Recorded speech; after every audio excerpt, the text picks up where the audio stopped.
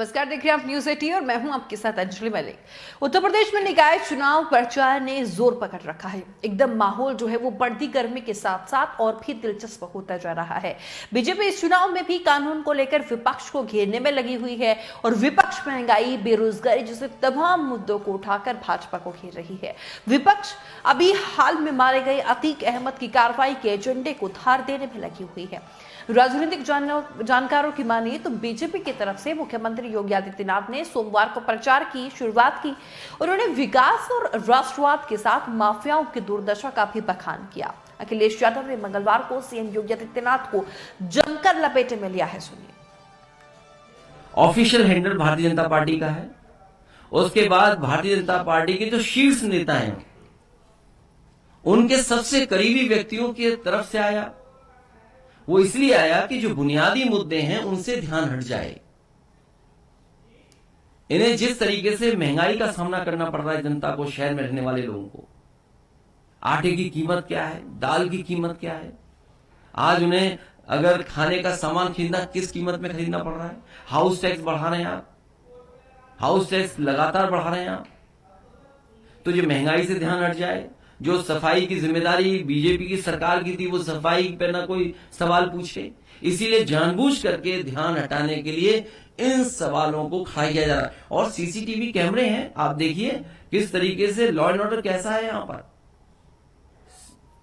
वो आंकड़े जो दिखाई दे रहे हैं वो हमारे आंकड़े नहीं है, वो आंकड़े तो सरकार के आंकड़े हैं।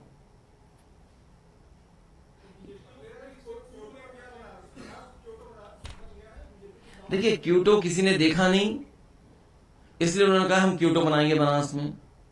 अब लखनऊ वालों को तो पता नहीं कौन सा सपना दिखाया हुआ, लखनऊ को कौन सा शहर बना देंगे। क्यूटो किसी ने नहीं देखा।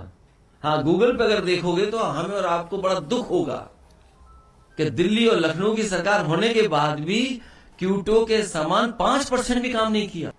जाहिर है कि निकाय चुनाव के साथ साथ पार्टियां जो हैं वो 24 का माहौल भी सेट करने में लगी हुई है। वहीं अगर राजनीतिक विश्लेषकों की माने तो बीजेपी चुनाव में मुद्दे उठाना ठीक से जानती है, चाहे लोकसभा चुनाव रहा हो या फिर विधानसभा चुनाव। उसने कानून व्यवस्था को ही अहम मुद्दा बनाकर सत्ता पलटी है। मुख्यमंत्री योगी आदित्यनाथ को चुनाव प्रचार का इतना अनुभव है कि वो ठीक से विपक्षी दलों को जवाब देना जानते हैं।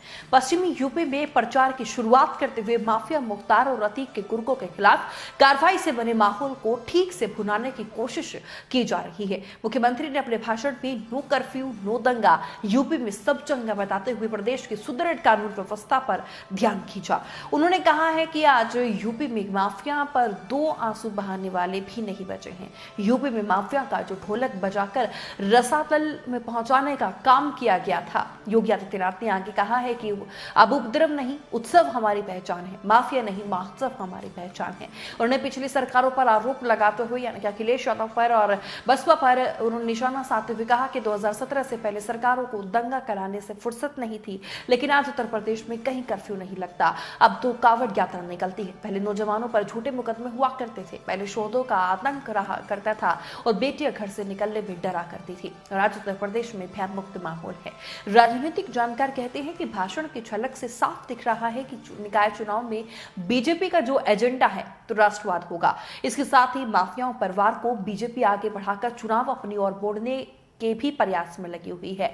गौरतलब है कि जिस तरीके से निकाय चुनाव में सीएम योगी आदित्यनाथ ने पश्चिम से शुरुआत अपने प्रचार की है, उससे पश्चिम उत्तर प्रदेश की अगर बात करें, जाटलैंड की जो सियासत है वो हाई देखने को मिल रही है। क्योंकि 2 एजेंडों पर सीएम योगी आदित्यनाथ ने पश्चिम से शुरुआत की है। एक तो निकाय चुनाव और 24 का आने वाला चुनाव, जिसमें कि माफियाओं का जिक्र करना यानी कि कानून व्यवस्था को लेकर विपक्ष को घेरना।